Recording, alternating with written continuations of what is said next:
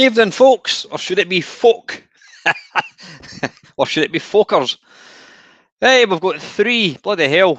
Yeah, apologies. I only decided to do this about half an hour ago, and I didn't actually announce it anywhere. I did put a little mention in Facebook, I think it was. So, evening, Ian. Evening, Stream Elements bot. Good evening, Del Boy, and good evening, Ox, and good evening, London Retro Video Games. Lewis, how are you, folks? Hope you're all well. Yeah, I just thought I would do one of these. I've actually literally just finished recording the Friday waffles. So if you think that smelly bastard's got the same T-shirt on 2 days running, well, I haven't because I did the waffle, and then I'm going to do this.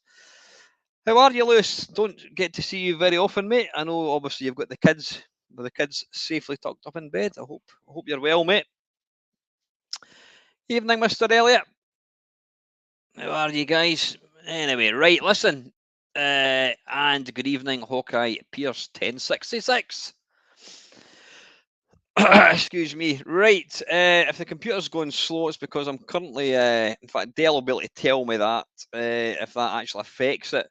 I'm currently copying across a 21 meg file. Is that going to slow up? Is that going to affect this stream at all, Dale? I don't think it will. It shouldn't. I mean, it's not exactly using any power at all. Don't know. Anyway, if it does, tough tits. Right, anyway, yeah, you've seen the title. It's a Mamemeister. Watch with Mamemeister. And that's where we just pick some sort of loosely gaming related themed TV, and yeah, we watch it. So, oh, sorry, Dale. I've just saw your comment. Listen, I'm only going to be here for Dale was going to be doing a live stream. But yeah, sorry, I didn't realise that, Dale. The thing is, I always think, you know what, you've got to do your own thing. You've got to. I mean, I understand why somebody might not want to do a live stream if one of their mates are doing one, but you know me, I just kind of do stuff on the cuff. But I will be here for an hour, so after 10, Dale can jump in and jump across to Dale's channel. He's got a wonderful channel. Always enjoy it, and he's just put out a. Oh, I can't even remember what it's called. A retro. He's got a really good feature called kind of retro memories, and he picks a game, and it's kind of loosely based around a video game, an arcade game, and then he'll just talk about stuff, talk about things, music at the time, things that were happening, and all that kind of stuff. And I really enjoyed it. He did one a couple of weeks ago, and it was Scramble, and yeah, some of the stuff that he was coming out with. In fact, I was mentioning that on I was mentioning that in his comment. Does anybody remember? Now I'm a bit older than most people. There was a thing, and I can't remember what they're called. It was, if you imagine a piece of cardboard folded into a triangle, and then inside the triangle, I mean, the triangle would open up like that. Inside the triangle was a piece of folded paper, and you got this piece of triangle cardboard, and you went like that, and then what it would do is it would then open up the thing, and it would bang, it would make a banging noise. I can remember it. I can remember getting these. I think you know what, I think the co-op gave them away. I'm sure when the local co-op opened up, they gave these things. I don't know what they were called. You didn't buy them because they were just made of cardboard, but it was a piece of cardboard folded into a triangle, and you went like that, and then it used to open it. Dell remembers it good. I didn't imagine it. Yeah, but these videos that Dell does, they're great. He just talks about stuff, and I always love videos where people are reminiscing, because it then triggers memories of your own, and you think, Christ, I remember that, and you know, things that you'd forgotten about, and then it just, when people are talking about it, yeah, Steve remembers them as well. You can make them out of newspaper. We need to bring these back. That's what we need to do. I mentioned a while back. I don't know why. It's one of these stupid things. Maybe because, and I do talk about it in my Friday waffle. Sorry, I'm going off topic here. We should be watching programs. I'll stop talking in a minute. One of the channels that I watch is Beard Meats Food, and it's a young guy that eats food. He comes from Leeds. Really nice. I'm going to tip that down a wee bit. Really, really nice bloke. and it got what was I talking about? It got me thinking about food, and I was going to do a just for shits and giggles. I was going to do a cream cracker challenge. Get 5 cream crackers. You've got to time yourself to try and eat them as quickly as possible. You can break them up into pieces. You're not allowed to drink any water, and it's see who can eat the cream crackers the fastest. I might do that. I see a lots of things, and I never bloody do it. Anyway, enough about that bollocks. Let's crack on. Right, today's offering, depending on the time, I want to be finished by 10 o'clock tonight. There's a there was a it was before well it wasn't before the internet. It was before YouTube. There was does anybody remember Consolvania? It was two guys from Glasgow in Scotland. You know where Glasgow is, obviously. And they did I don't know what you would call them. They made these little programs and they called it Consolvania, and it was based around video games. And some of it was real kind of left. What's the word for it? Not left. Yeah, left field. Some of it was really left field. I mean, I'm sure they had one with Adolf Hitler in it playing video games, and yeah, these were on the internet, and then the BBC saw it. Somebody saw them and thought, you know what, they're actually really, really good. And they got signed up to make their own. They appeared on the BBC. I think it was like 10 o'clock at night on the BBC, BBC Two or something, but called Consolvania. They're really good. A lot of people probably never ever heard of them. So we're going to watch, depending on the time, we're going to watch episodes 1 or 2. Now, hopefully, this is going to work. Uh, Please let me know what the sound quality is like because it's very difficult for me. I can't really change the quality. What I can do, I can try and play it through this. If it doesn't really work, I can then just play it on my screen. We'll give it a go. Let me know how the volume goes. Right, I just need to actually find the damn things. Uh,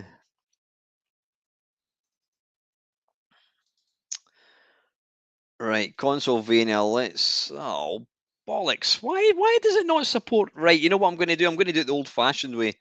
I am. It doesn't support AVIs, which is quite frankly pants. So what I'm going to do is I'm going to share my screen. I'm going to move you over there. You sit there, son. Uh, so how is everybody? I hope you're all right. Uh, right, I'm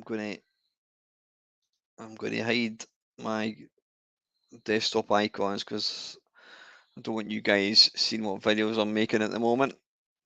Yeah, Dell's got a brand new one of these memory things. It's all based around Pac-Man. I've not watched that yet, but I plan to. But go and check it out. Dell, feel free to link your channel down below. I'm always a big advocate of giving people a shout out. The only problem is, I'm assuming, I mean, there's only 12 people watching. I'm assuming that these people have already subscribed to all the channels, but please go and check out Dale's Boys channel and also check out Steve's channel. He's got a great channel as well. By the way, Steve, I know Steve got a couple of trolls on his channel recently. Fuck them, mate. They're a bunch of arseholes. You do stuff that people find entertaining. You bring happiness to people. These fuckers do nothing but bring misery. So fuck them. Get it right up you couple of wankers. Don't bother about them, Steve. Block and move on. That's what I say. Right. Anyway, enough of my little rant. Share screen. Where are we? Invite. No, I don't want to invite anybody. I want to present that. Share screen. Right. So I'm doing it kind of the manual way. There we go. Share. Right. I'm going to hide that. And yeah, let's have a wee look. Where is my? Oh, for fuck's sake! Because I've hidden, because I've hidden all the things. Wait a minute! Oh, bollocks! Right, move that. Right, let's hide them again, quick before you see anything. There we go. Right, retro gaming stuff. Now I do apologise about the poor quality of audio. I apologise in advance because StreamYard is not really. It's all right for. It's fine for talking, but not really for kind of music or any of that kind of stuff. Right, console. Oh, for fuck's sake, I keep going into the wrong thing. Hang on. Retro programs, Consolevania. Right, here we go. This is Consolevania episode 1. Let's go. Can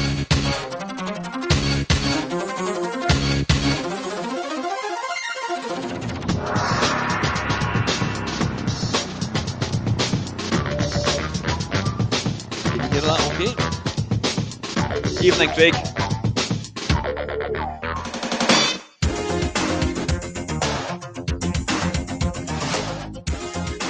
Oh, nice pussy.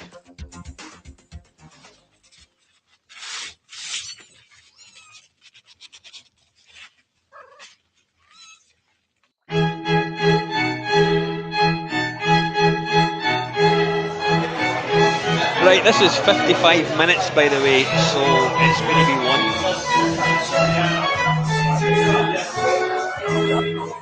Right, so this is the Shenmue drinking game. Now what you need to do this is you need some booze, obviously, and you need some people playing Shenmue, right? Now, I'm sitting here with some booze, and you've got to drink your booze every time Ryo Hazuki says, I see. which is a lot. Now, what I've got is a bloody bastard. I see. Which is a famous Glasgow drink, which has a tomato, vodka, lime juice, water, pie crust, cherry liqueur, and the sweat of a naked, pale, skinny, worried, junky teenager squeezed fresh off the internet. And you're drinking what? I'm on the Organ Mint Minger. I see. Organ Mint Minger has got lemonades, water, champagne, mint, vodka, something else that was a bit black. How's the channel, sugar, the voice guys? Is it all right? All things nice and skunk. So, like I said before, Shenmue, Ryo says, I see. and then you take a sip of your drink. So here we go, let's try it out. I see. Oh, it's no mint in it.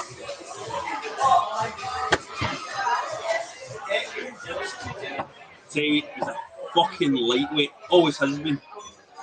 I see. That's one. Oh, Jesus Christ. Trousers are down, boys. Trousers are down. I see. Go on then, Craig. Where's that about? Right, saying you, Landy. Landy now. Landy. I've got your dragon mirror if you want to come and get some of that. Quick time. Quick. And what are you some of that quick time stuff? That's Robert Florence, by the way, who starred in the latest Right. Games Master. I'm needing a taxi now.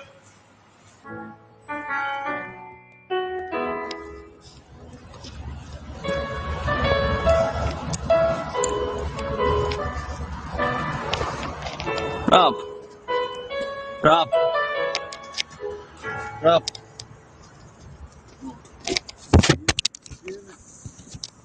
Right, I'm on it.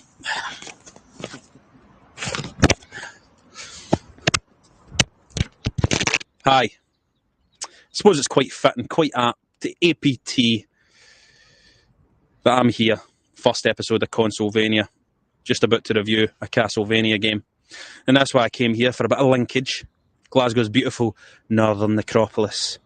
It's an absolutely beautiful place. Fascinating, Huge, fascinating graveyard. And I don't think you're allowed to film in a graveyard. Don't tell anybody. And I'll not tell anybody either. Let's have a wee look around.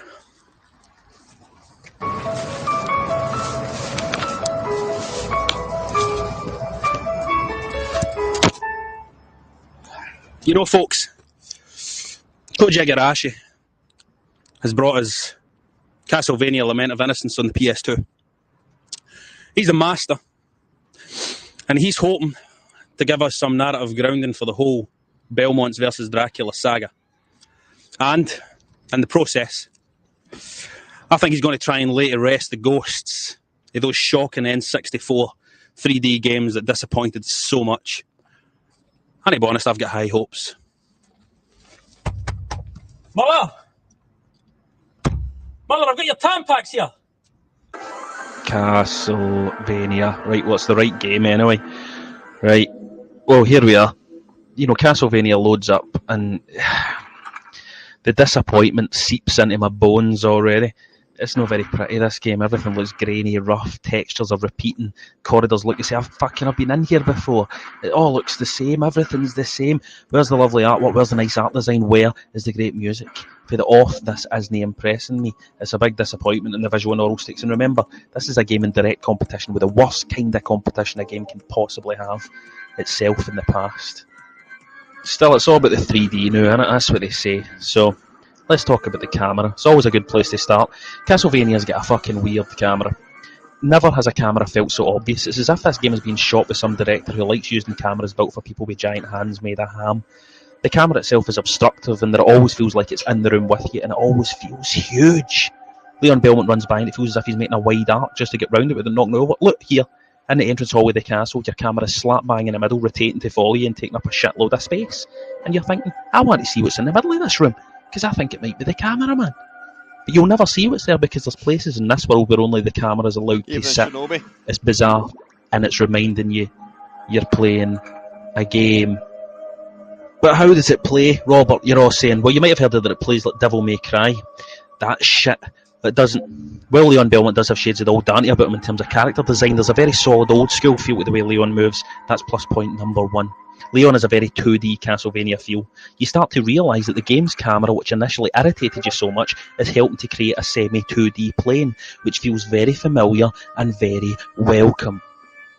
Now, there's no point talking about the combat in this game at all, because a lot of these fancy moves, sidesteps, flips, everything that's in here, all these combos, they all seem very tacked on. As if they're kind of just there as a token gesture towards a gaming market has become too fond of all this crap. Now, here's where it starts to get very Castlevania. Even using just your basic moves, forget about the combos, you rarely get any trouble in a fight in this game. Like most of the 2D iterations of this series, you'll only get hurt if you make a mistake. This is an element of gaming I love, and I love it because it works. Too many modern games raise their difficulty by being, as they say in the forums, cheap. Castlevania sticks to its roots and gives us a game that you can sail through, as long as you pay attention and don't fuck up. So since we're all hot shit gamers and we never fuck up, right?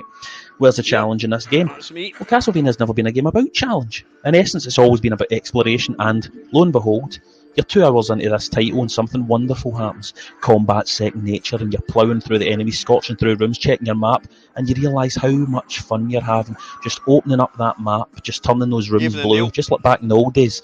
And suddenly you start to appreciate how pretty the game is. Why did you think it was ugly when you first loaded it up? Look at the moonlight streaming in through the stained glass windows. Look at the enemies, by God. And, you know, the music's not half bad either. See, Castlevania is a grower. It's a shock to the system to a certain extent, because it all seems so different, and then it all seems so familiar. And it's when it gets familiar that you start to fall in love all over again. It's not perfect by any means. It's not quite as easy to see where all those hidden passages might be in a 3D world where cameras are 40 fucking foot wide, and the system which has you traipsing through the castle to dead ends just to place markers on your map to remind yourself that a dead end's in there is more of a hindrance than a help. You're better with a pad and paper, really. But the franchise is safe, and with Lament of Innocence, Konami have created a good foundation for further 3D adventures with the Belmonts. It's great fun, but there's maybe a pang of sadness here too. After all, for every 3D update that gets its wings, a 2D classic dies. Now, if you fancy Castlevania, you could do worse than check out an even better game, and another fantastic 2D 3D switcheroo. It's Rygar, and it's beautiful. I must admit, I didn't even know that existed.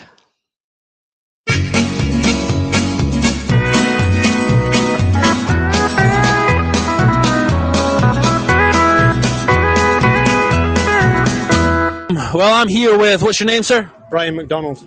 Brian McDonald. And I don't know if Brian McDonald's heard of me, but I'm Legend. Do you play Xbox Live at all? No. No, he doesn't play Xbox Live. But My living room isn't big enough to have an Xbox in it. I see. So he doesn't like the Xbox, sounds like. He thinks it's kind of ugly. Well, No, it's kind of big, you know. Well, I'm the American Xbox Live champion. I beat Lisa Simpson 45 in a death match, Mech Assault death match last year. So, obviously I got a little bit of an affinity for the Xbox, you know, because of that. But You tell me what your favorite system is and what your favorite games are. It's got to be the Super Nintendo. You know, Mario Kart 4 players battle mode. It's the best game ever. Or maybe the N64 GoldenEye. See, this guy is hardcore. That's the only way you can describe it. You know, those two guys off of Gainesville, I don't know if you've seen them, they'd say that he's elite. You know what I'm saying? Fucking pair of assholes, I'll fucking cut you if I see you next time. And of recent games, let's say the Christmas releases, what was your favorite? Have you played Prince of Persia or have you played Beyond Good and Evil? I liked that 13 game. That was pretty good. 13, yeah. What about Ico? What about Rez? Nah, not into any of that, you know. No, you don't like that at all? So you're pretty much an old school guy. Totally. So Sega or Nintendo? Sega, definitely. PlayStation or Xbox? PlayStation. Pussy or ass? Ass. Ass, that's my kind of guy, you see? So, Mario Kart battle mode, and he likes to do it up the ass. I hope he means with girls. Thanks a lot for all your help, John. Okay, don't worry about it. It's been great stuff talking to him. Thanks, man.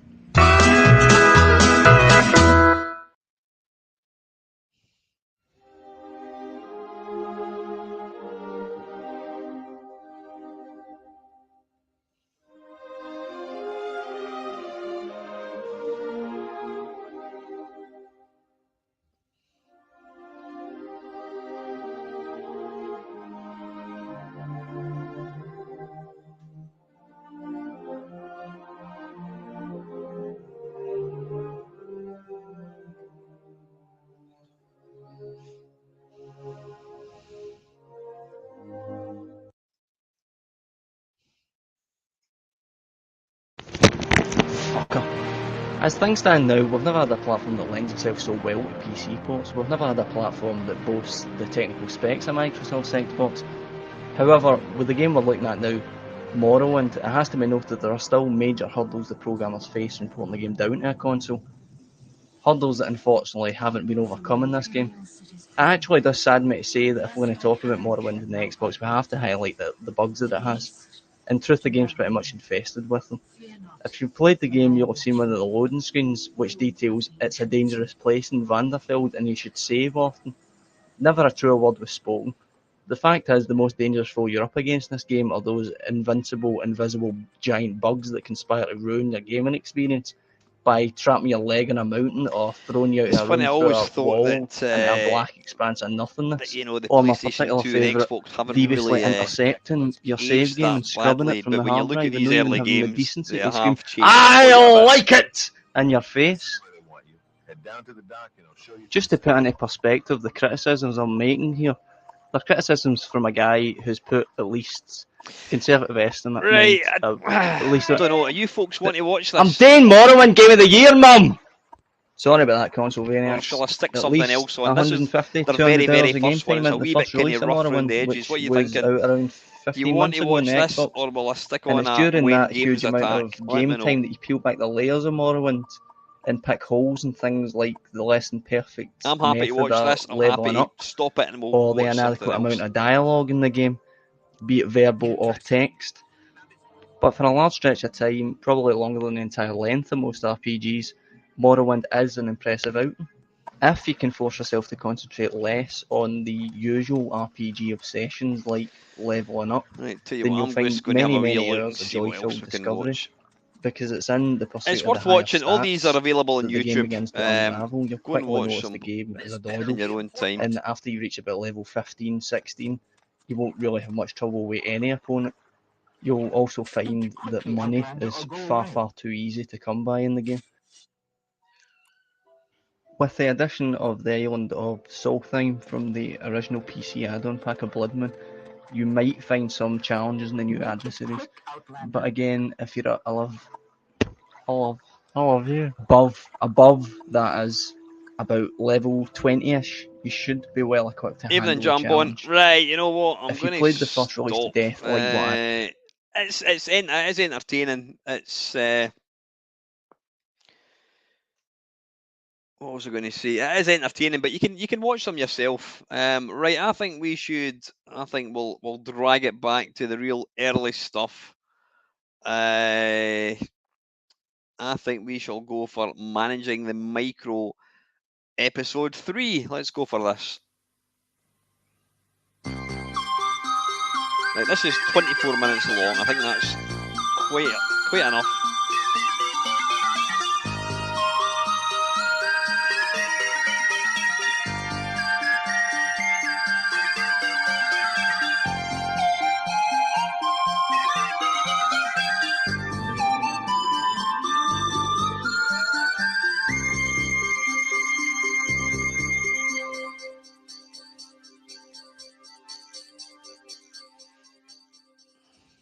The key to the survival of Britain's industrial manufacturing base lies, in part at least, in our ability to adopt new competitive methods of designing and making things. Methods made possible by the use of cheap What was he computer called? power. Oh, man, what was his name? The key to the survival of Britain's industrial manufacturing base lies, in part at least, in our ability to adopt new competitive methods Brian of designing Redhead. and making things. Methods made possible by Bring the back use Ian of cheap McNaught computer Davis. power. Get Now, this ready, program Brian. is about flexible manufacturing, but it's also about the flexible thinking and the flexible attitudes we need to be able to achieve it. And by flexible manufacturing, we mean being able to respond quickly to orders. It's and bizarre to to the need think to this was change the actually a design and program that manufacture went of a out. product, and to be able to make small It's so batches damn of things serious. as economically as making them in bulk. Take the example of these Marie biscuits, or rather the making of the molds which are used to cut them out. I The thought that was a design Jim for will this fix it particular badge. kind of biscuit dates back to the 19th century, and a range of companies have been making Marie biscuits since 1874. These engineering draftsmen at Baker Ooh, ding Perkins dong. Works at Peterborough design custom-built food processing machinery. When each product is different, design becomes one of the more important factors affecting The very lead first time, office I worked time in between had an order guys that did all arriving the and being drawings completed. using these things. Until recently, changing the design for a biscuit cutting mold has involved a whole series of handcrafted steps.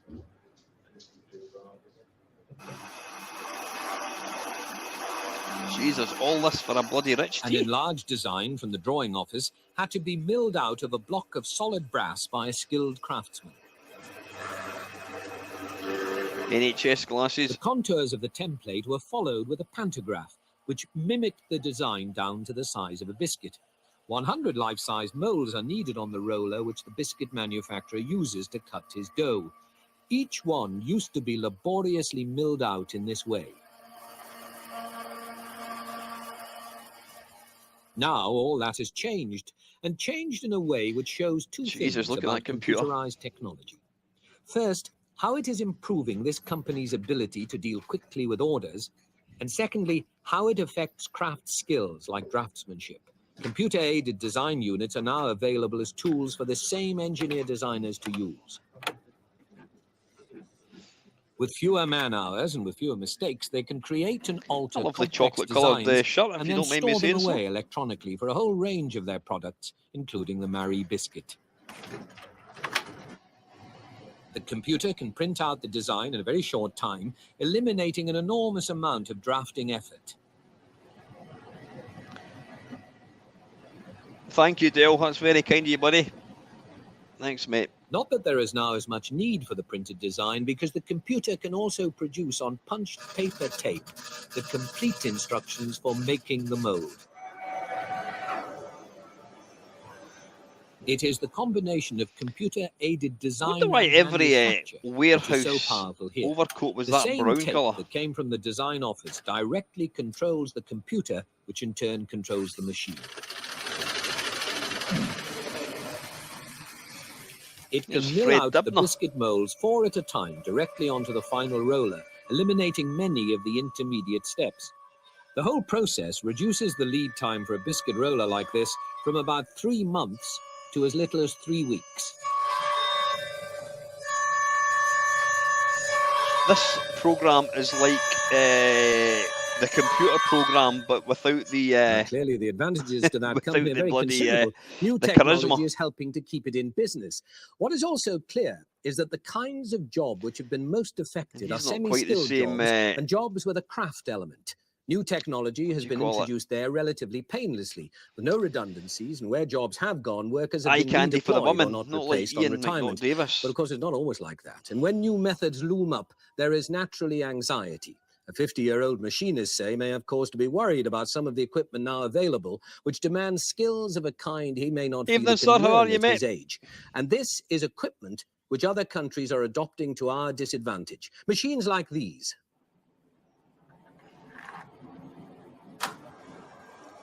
This computer-controlled thanks, lathe in Craig. Holland is typical of the new breed of flexible machines. That's quite The the Dutch comb over, operator isn't is it? now more of a technician and less of a craftsman.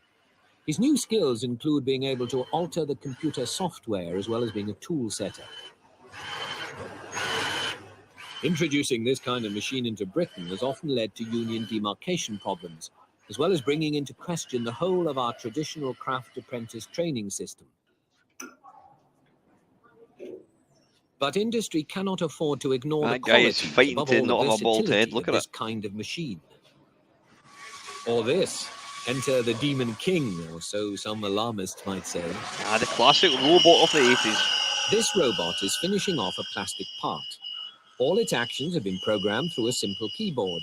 It can do a range of things and deal with a range of different size parts without supervision. If you've not checked out Games Made of The Cardboard Swedish company YouTube found it channel, difficult go to and do it persuade right people now. to do this Honestly, job, it's one of and the the best unions things wanted I've to seen. abolish it because it was physically It's unpleasant awesome. work. Look, there's Deirdre, looking completely bored, rigid. We're chewing gum. In Britain, with our low-wage economy, there's been little incentive for firms to introduce this kind of very flexible robot. Indeed, Britain's record on the introduction of machines of that kind has been very poor. Last year, pro rata, there were 20 times as many robots of that kind in Sweden as in Britain.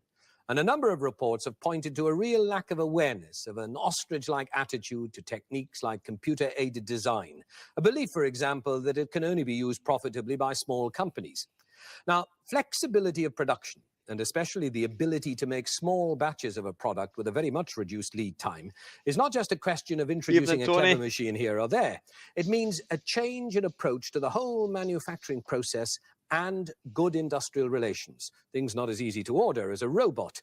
Management wants more productivity. Unions are asking for earlier consultation, shorter hours, job protection, proper training, and a greater share in the profits of change. Well, in 1980, representatives of the TUC and the CBI agreed on the wording for a joint statement on the introduction of flexible new technology in industry, a statement which emphasized the need for a joint approach. The TUC published the document, but later the CBI membership rejected it. Even so, there was virtual agreement about two things. First, that the fears about the numbers employed and the skill content and quality of jobs are real fears.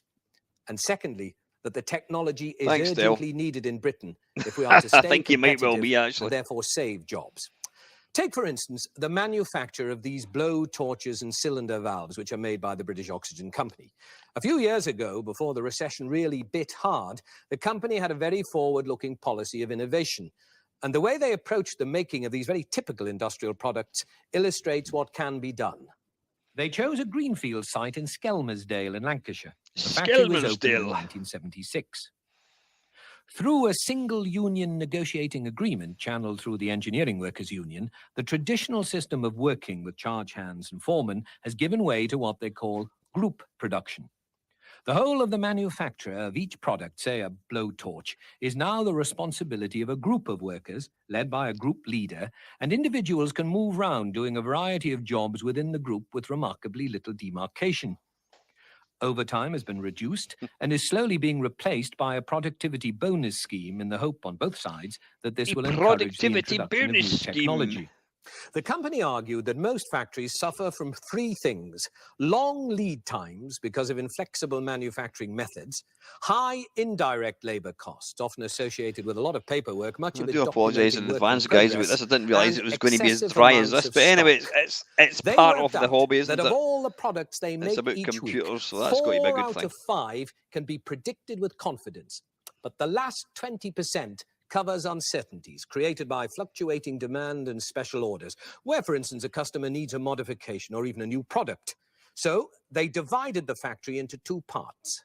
On the left, they make the 80% they can confidently Yeah, there's predict in something advance in a something continuous wonderful about production programs section. like this. It was But on the real right, early there is a computers, flexible and I mean, unit which copes with I lapped these fluctuations in things up. I mean, demand it and was special years later orders. that I actually got a computer. Because But they I use loved watching expensive these. Just the materials, mere especially mention of a brass, computer they've tried or to getting cut to see down it the was amount of it they awesome. hold in the factory.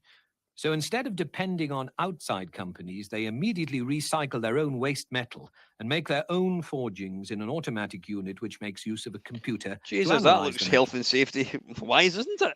In the Fucking hell. continuous production His side hand of in the the factory, furnace. all the machines are dedicated to making specific parts. Work in progress is reduced to a minimum, and the only piles of brass you see are those about to go through machines. Because it's all predictable, there's virtually no paperwork and very little indirect labor. In the other half of the factory, they need to be able to design and make new parts quickly and efficiently, as well as coping with the fluctuations in the demand for the main product. Now, the equipment needed here, and this is the crucial point, paid for itself through the Don't overall remember this savings program, in I have stock to be honest when with they you. I changed don't over remember to new watching methods. this one.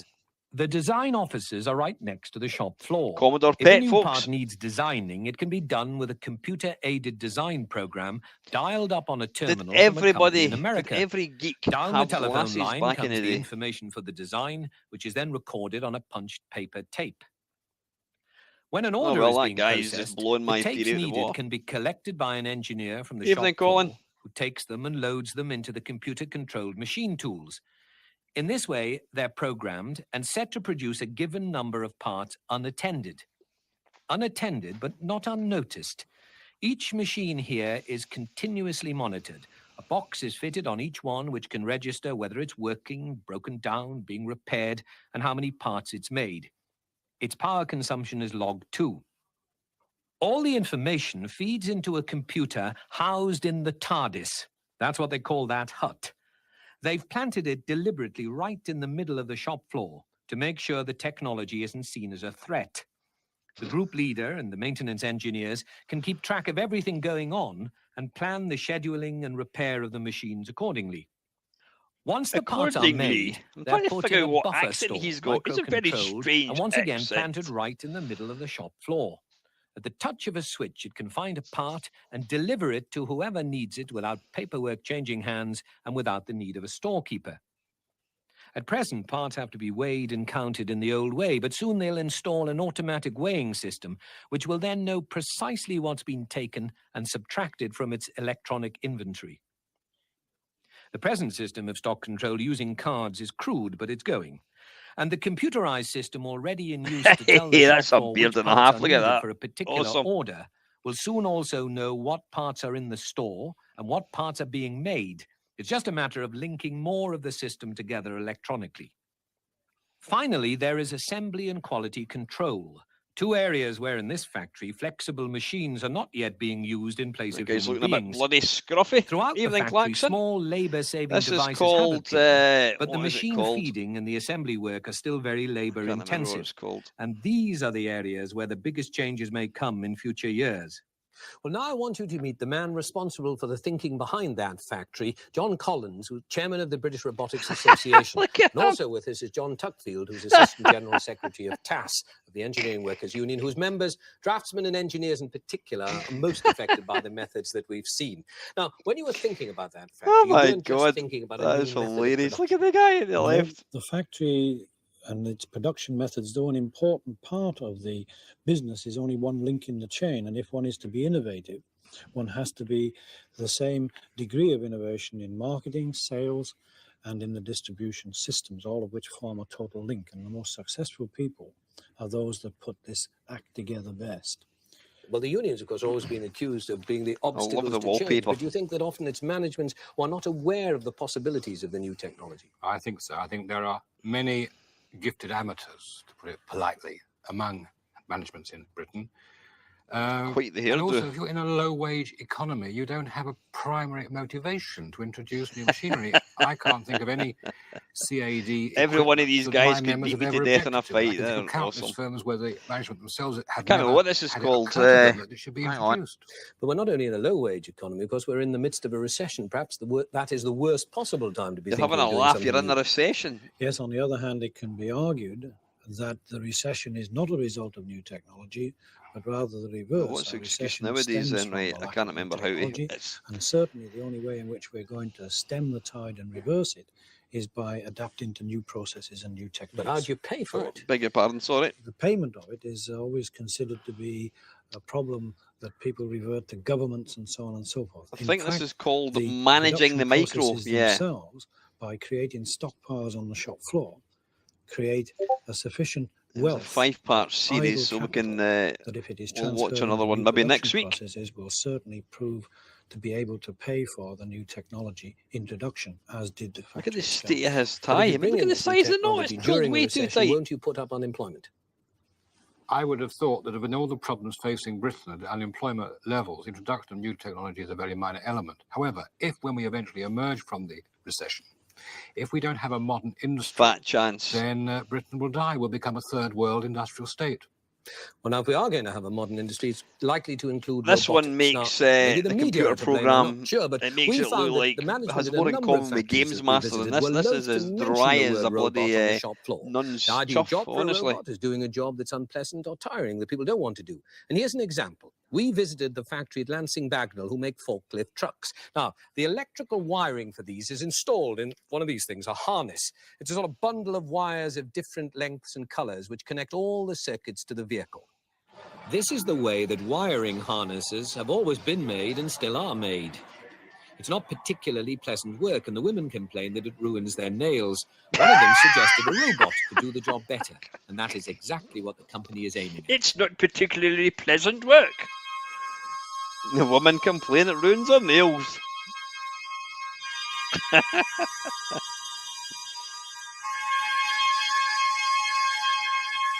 Bring back the 70s, that's what I say.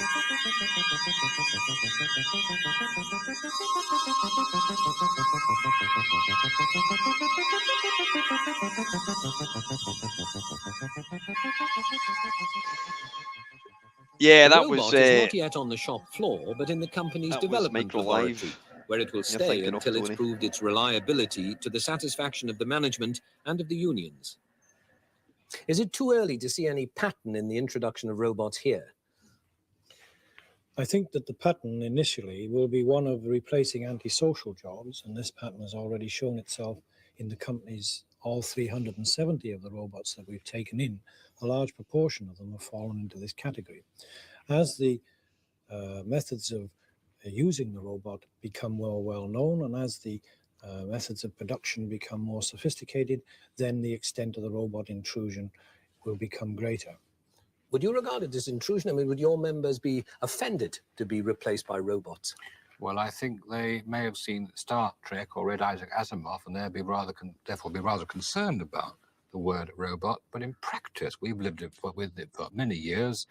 Radioactive materials have been handled with robotic machinery for this a is long when period. unions had some clout nowadays. They've got bugger work all. is increasingly being performed remotely by robots. And it seems sensible that that's going to continue with only a minimal effect on employment, and almost all of it socially beneficial. This is going to require endless reinvestment, isn't it?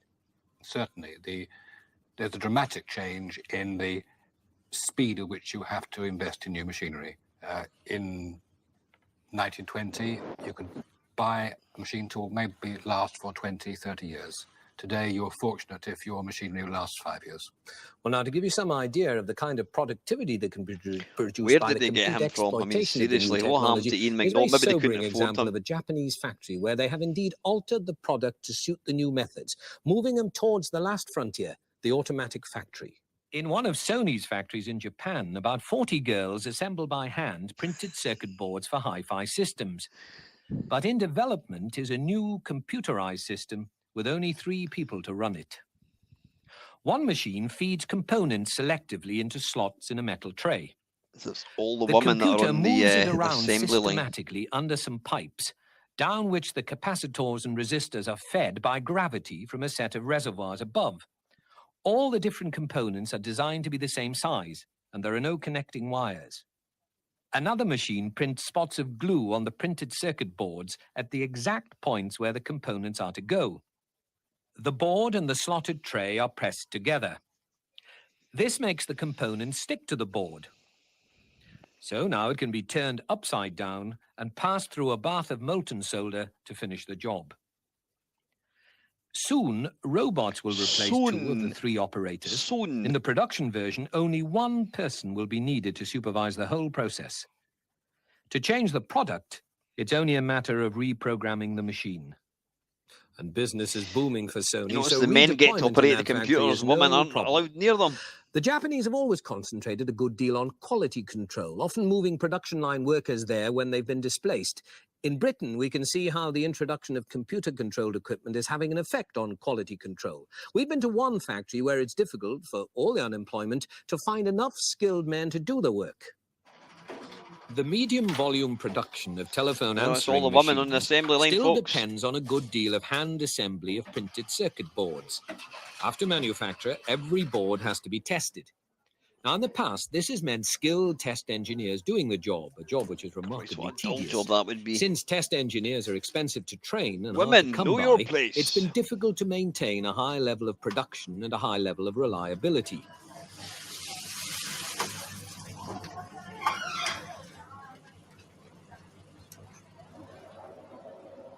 So the company has bought this automatic testing machine developed by Marconi.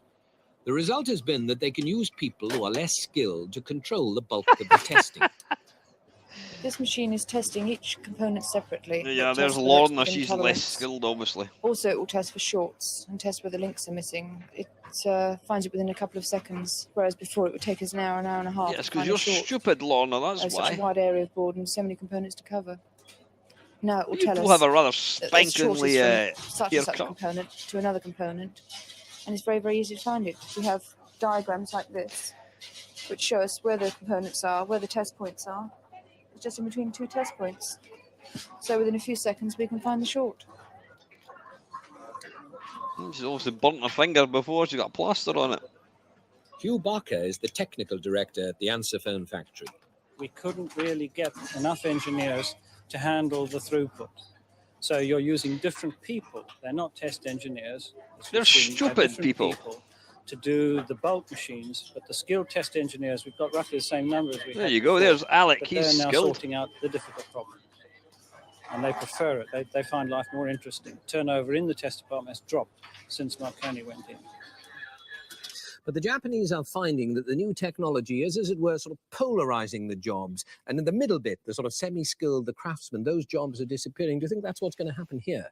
Yes, I think yeah, so. obviously snazes and what have you are put together with stupid women. Are certainly going to be affected by. I'm only kidding, by the way, folks. It's what that guy said. And as the man-machine interface becomes less and less a part of the production process, so the skills will move away from the shop floor into areas upstream and downstream of the actual production process. Well, the trade unions. Yeah, you're absolutely right, Tony. Or are you in the pursuit of productivity prepared to go along with that kind of change? Productivity.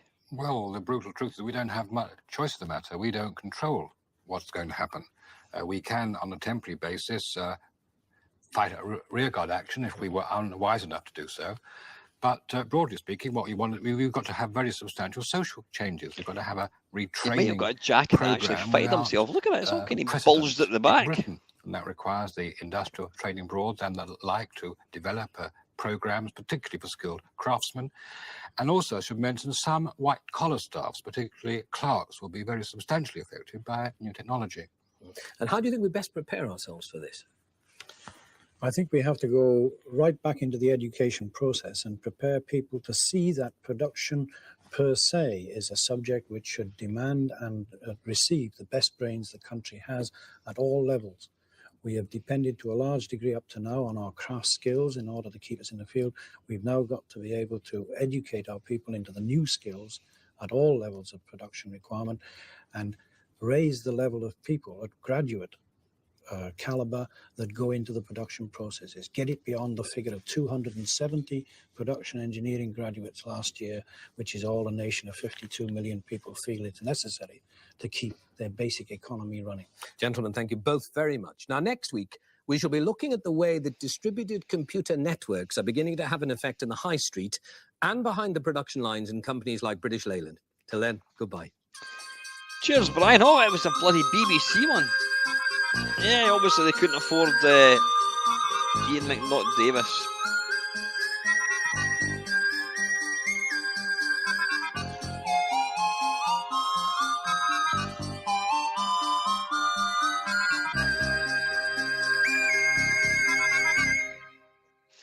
that 81, I think it was. There we go, folks. Right, that was, yeah. I'll remove that, and yeah, I'll just move myself over there. There we have it, folks. That was managing the micro. I think that was quite hilarious and entertaining, both at the same time. I am going to, I'll probably do another one of these in a couple of weeks' time. I think it was quite good fun. We'll watch another one of these in particular. You are -2. Jesus, I would be, what would I be? 14. Holy shit. But I don't remember that game, I have to say. Right, anyway, folks, listen, it's 21:54. I'm going to go and have a glass of chamomile tea before getting to bed. I will be along tomorrow night with the Friday Waffle, which was pre-recorded about an hour ago. Have a great weekend when it comes. And as always, folks, thank you very much for watching. See you.